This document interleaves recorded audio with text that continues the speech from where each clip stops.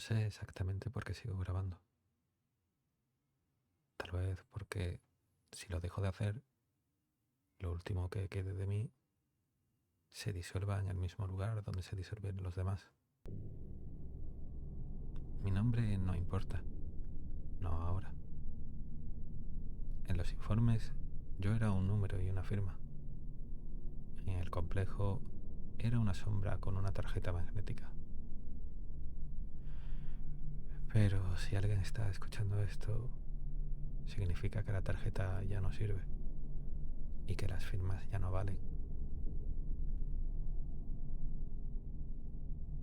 Esto es el expediente personal del capítulo 1, el complejo K-17. Nunca apareció en un mapa. Eso no es una metáfora. No figuraba en ningún registro civil. No tenía coordenadas oficiales. No tenía presupuesto visible. Existía como existen los secretos, en la boca cerrada de quienes los protegen. Llegué por primera vez un martes. Lo sé porque todavía llevaba un reloj normal entonces.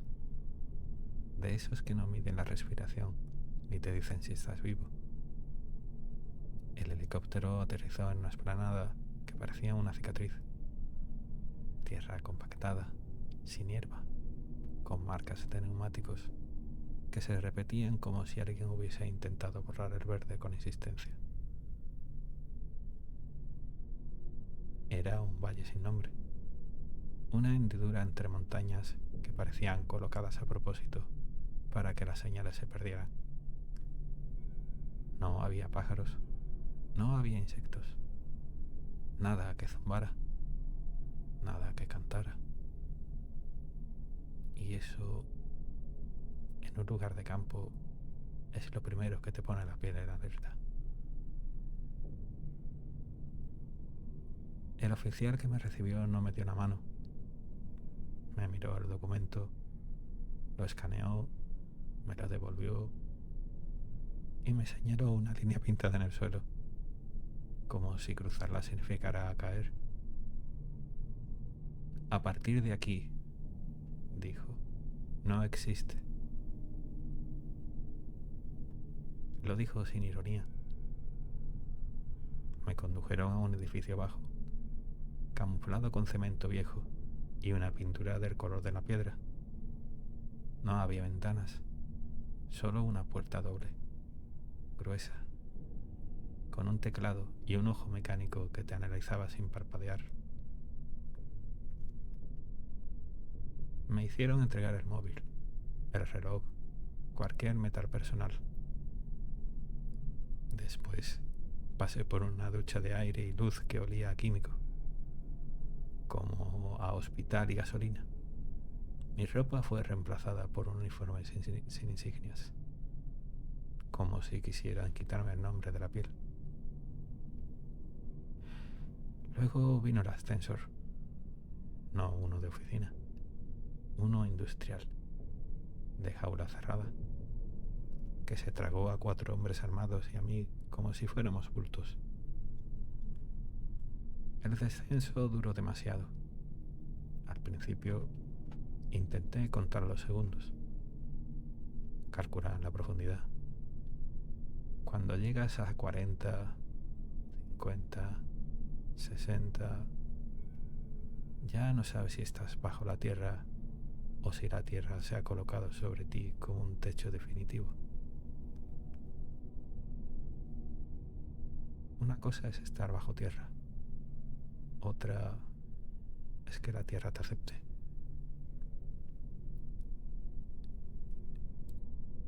El ascensor se detuvo con un golpe amortiguado. La reja se abrió y el aire cambió. Humedad, metal, un olor vegetal. Eso fue lo raro. Ese olor a madera mojada en un lugar donde no había madera. Me condujeron por un pasillo largo, iluminado con tubos fríos. Las paredes estaban cubiertas de tubería y cableado, como venas visibles. En algunos tramos el suelo estaba húmedo y el agua reflejaba la luz con una calma insultante. Lo primero que vi fue una puerta con un cartel. Nivel 3. Restringido. Lo segundo fue el detalle que no encajaba. El borde inferior de esa puerta estaba manchado de barro. Barro. Allí abajo. El oficial se dio cuenta de lo que miraba. No toqué nada, dijo, ni con la mirada. En K-17 había un orden militar, quirúrgico, y, sin embargo, por debajo de ese orden se sentía una tensión distinta, como si el propio complejo estuviera sosteniendo la respiración. Me llevaron a una sala de briefing. Pantallas, mapas sin nombre, diagramas de niveles, flechas que descendían en espiral. Había hombres y mujeres con bata y otros con uniforme.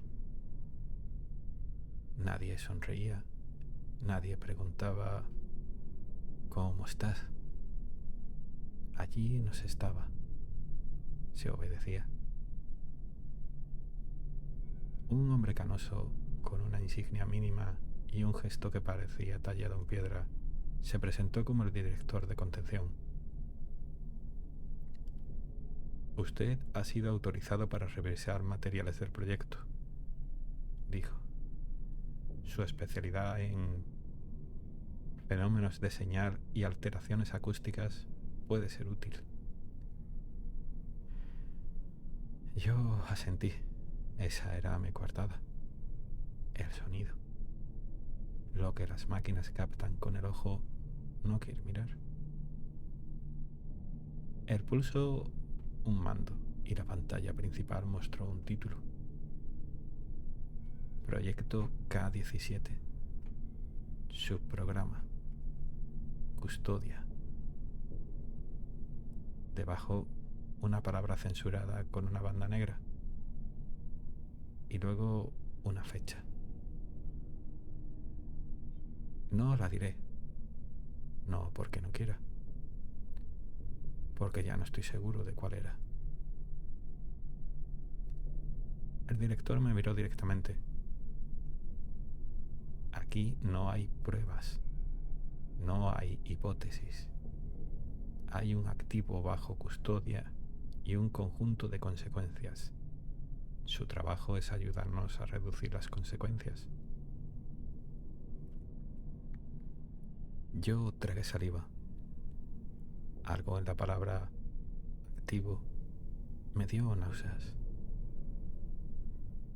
¿Qué custodian?, pregunté.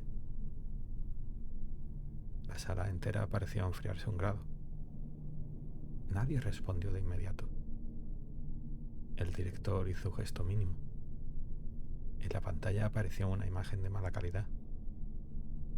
Una puerta metálica enorme, doble, con sellos y cierres. Alrededor, raíces. Raíces reales, enormes, como brazos. Esto, dijo el director, es el acceso a nivel raíz. Una científica joven, con ojeras como marcas de guerra, intervino. No lo llamamos prisión. No lo llamamos jaula. Eso implicaría que entendemos lo que estamos haciendo aquí. El director la fulminó con la mirada, pero la dejó hablar. La palabra correcta es custodia, continuó ella, porque no lo retenemos por la fuerza. Lo mantenemos aquí, para que no encuentre otra cosa. Yo noté un latido en la garganta, un pulso. ¿Qué es eso?, pregunté. El director volvió a pulsar el mando. La pantalla cambió a un texto, como un extracto de informe, y allí estaba el nombre, por primera vez, escrito con una normalidad que me parecía indecente. Vikram. No lo pronuncié. Aún no. Hay nombres que, al salir por la boca, dejan algo abierto. El director habló como quien recita un protocolo para evitar un ritual. Designación operacional: Vikram. Clasificación: entidad no humana. Origen no verificable. Comportamiento: no hostil, en términos convencionales. Altamente reactivo a presencia humana prolongada. Efectos secundarios: alteraciones bioeléctricas, crecimiento vegetal no explicable, interferencias electromagnéticas y episodios cognitivos. ¿Episodios cognitivos?, repetí. La científica joven tragó saliva. Sueños, dijo. Sueños que no son tuyos. Me enseñaron grabaciones. Audio de cámaras que no tenían por qué captar nada, pero captaban. Al principio solo era un ruido, interferencias, chasquidos, la típica estática. Luego, de repente, un patrón. Un latido. No un latido humano. Un latido como si el propósito del claveleado estuviera intentando imitar un corazón. Eso empieza siempre así, dijo el director, cuando el activo se inquieta. ¿Por qué se inquieta?, pregunté. El director me miró como si yo hubiera preguntado por qué arde el fuego. Porque nos oye, dijo. Me asignaron una credencial de acceso limitado. Me dieron un plano, pero no era un plano. Era un diagrama de puertas. Puerta 1, puerta 2, puerta 3. Cada una con códigos. Cada una con avisos de no permanecer, no mirar, no tocar. Había una anotación a mano en un margen con tinta roja. No le hables.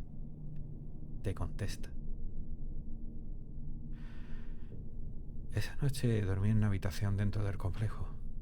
Una habitación sin ventanas, con una cama, una mesa y una luz que no se apagaba del todo. El aire allí era reciclado, pero lo que yo respiraba era otra cosa. Expectativa. Me quedé mirando el techo, escuchando el zumbido constante, intentando convencerme de que era solo un trabajo. Entonces lo oí. No con los oídos. Lo sentí en los dientes, en los huesos, en el hueco detrás de los ojos. Un pulso lejano que no era sonido y, aún así, tenía ritmo. Me levanté, salí al pasillo. Había un guardia en la esquina, apoyado contra la pared. Me miró sin moverse. ¿Lo siente?, pregunté, sin pensar. El guardia tardó en contestar. Lo siento. Desde que llegué, dijo, Al principio pensé que era ansiedad.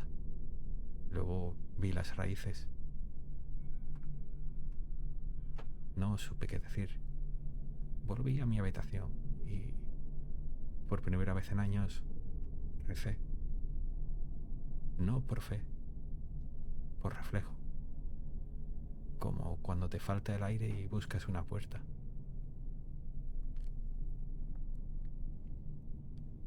Al día siguiente me llevaron al nivel 3. Antes de llegar, pasé por una zona en el suelo, estaba más húmedo. Y allí vi algo que no estaba en los informes. Una grieta en la pared. Una grieta mínima. Como una línea de uñas. Pero de esa grieta salía una hebra verde. Una raíz finísima.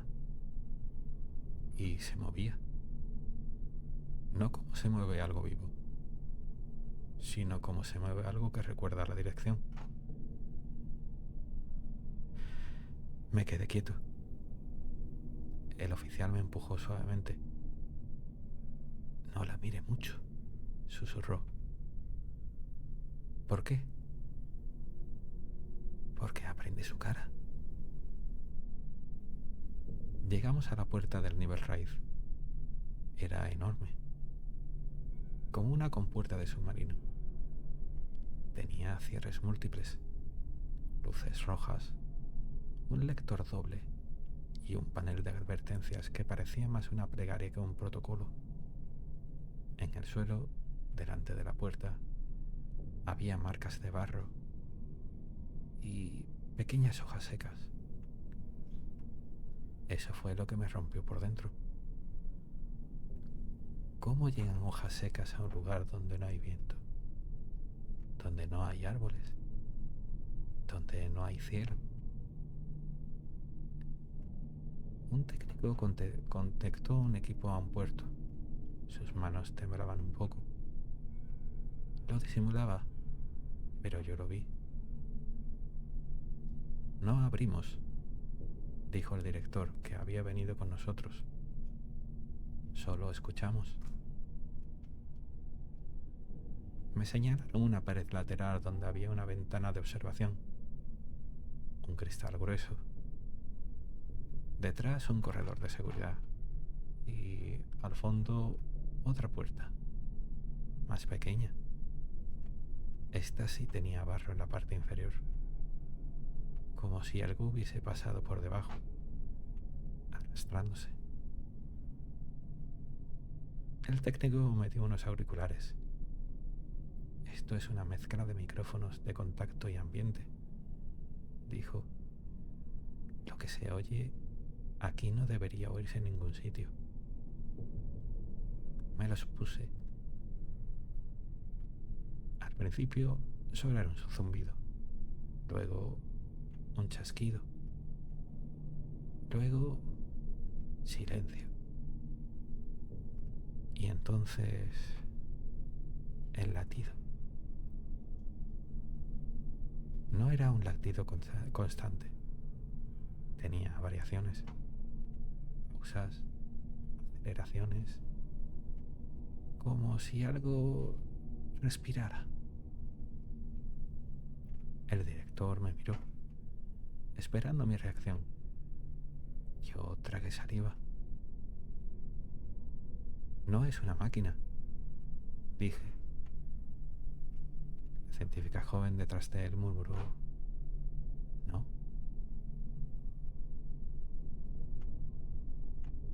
De repente, el latido cambió. Se volvió más agudo, más rápido. Y por debajo de ese ritmo apareció algo nuevo. Un sonido que parecía de madera crujiendo. Pero no de esa madera seca. De madera viva. Me recorrió un frío. ¿Qué está haciendo?, pregunté. El director no respondió. Las luces del pasillo titilaron. Apenas un parpadeo, como si el complejo hubiera pestañeado. Y entonces, por primera vez, escuché una voz. No una voz humana. No era un idioma. Era una intención. Como si algo intentara pronunciar el concepto de mi presencia. Yo me quité un auricular instintivamente, como si pudiera protegerme así. Pero el sonido no venía del oído. Venía de dentro. La científica joven me tocó el hombro. No piense su nombre, susurró. ¿Qué? No piense su nombre, ni su casa, ni nada que pueda seguir. El director se acercó al cristal, miró hacia el corredor interior. Yo también miré y lo vi. No vi a Vikram. No vi un cuerpo. Vi el efecto.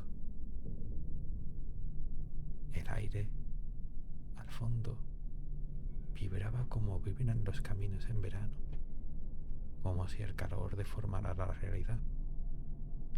Y desde el suelo, desde las grietas, comenzaron a salir raíces. Lentas, seguras, sin prisa.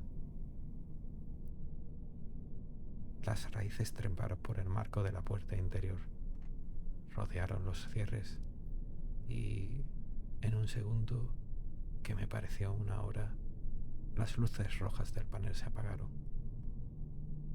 No por fallo eléctrico, como si alguien las hubiera apagado con un dedo. El técnico retrocedió. No, murmuró. El director levantó la mano. Quietos. La científica joven cerró los ojos, como quien intenta recordar algo para no olvidar. Y entonces, en los auriculares y en mi pecho, el latido se detuvo.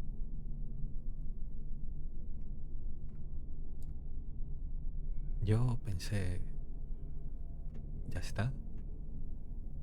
Y justo en ese vacío llegó un susurro. No en español, no en inglés, no en ningún idioma. Pero lo entendí, porque no lo entendí con la cabeza, lo entendí con miedo. La sensación fue clara. Estoy aquí. Me temblaron las manos, no de pánico, de algo peor.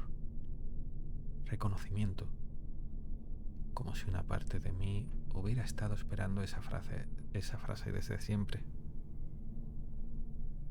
La científica abrió los ojos, pálida.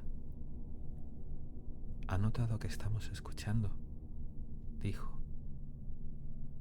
El director apretó la mandíbula. ¡Corten!, ordenó. El técnico intentó desconectar el equipo, pero sus dedos se quedaron quietos a medio camino, como si no supieran obedecer. Las raíces, al fondo, se detuvieron y, por un instante, tuve la certeza absurda de que aquello estaba observándonos, sin ojos, sin cara, observándonos igual. Me quité los auriculares. El zumbido del pasillo volvió, pero el latido seguía en mí. El director me tomó del brazo y me apartó del cristal. Usted no vuelve a conectar su mente a eso sin preparación, dijo. ¿Preparación?, susurré. El director me miró como se mira a alguien que acaba de asomarse a un pozo y se ha dado cuenta de que el pozo también lo mira. Aquí abajo, dijo, La preparación es aprender a no ser interesante. Nos alejamos de la puerta, pero mientras caminábamos, yo seguía sintiendo ese olor. Madera mojada, hojas y algo más. Un aroma antiguo, como lluvia sobre tierra que no ha visto la luz en 1000 años. Esa noche no soñé. Eso sería normal, ¿no? Pero en K-17 lo normal es sospechoso. Me acosté y cerré los ojos, y en lugar de sueños tuve imágenes. Bosque oscuro, no el bosque de los cuentos, sino uno sin nombre, donde los árboles son tan viejos que no pertenecen a ninguna especie conocida. Sentí raíces bajo mis pies, no raíces de un árbol, raíces de algo que se extiende, y oí un latido. No era mi corazón, era el bosque. Abrí los ojos de golpe. La luz de mi habitación seguía encendida a medias. Yo estaba sudando. En la pared, cerca del suelo, vi una sombra. Una sombra que no venía de la luz. Una línea oscura, como humedad, pero con forma. Me acerqué despacio. Era una grieta nueva. Y de esa grieta salía apenas una hebra verde, una raíz finísima, moviéndose, como si probara el aire. Retrocedí sin hacer ruido. Me quedé quieto, mirando, intentando no pensar nada, porque recordé la frase: no piense su nombre. Me llevé la mano a la boca y entonces, desde el pasillo, oí pasos apresurados y una voz militar. Unidad de contención al nivel 3. Ahora. Yo me quedé en la habitación. No por obediencia, por instinto. Porque en ese segundo entendí algo que no estaba en ningún informe. El complejo K-17 no era una instalación bajo tierra. Era una venda. Y debajo de la venda había un bosque creciendo. Si estás escuchando esto, te lo digo claro. No pienses que custodian a Vikram. Vikram no es un prisionero. Es un recuerdo antiguo del mundo, atrapado donde no debería estar. Y así, encontrando grietas. Y lo peor no es que salga. Lo peor es que cuando te oye, aprende tu manera de respirar. Mañana me han citado de nuevo frente a la puerta del nivel Raíz.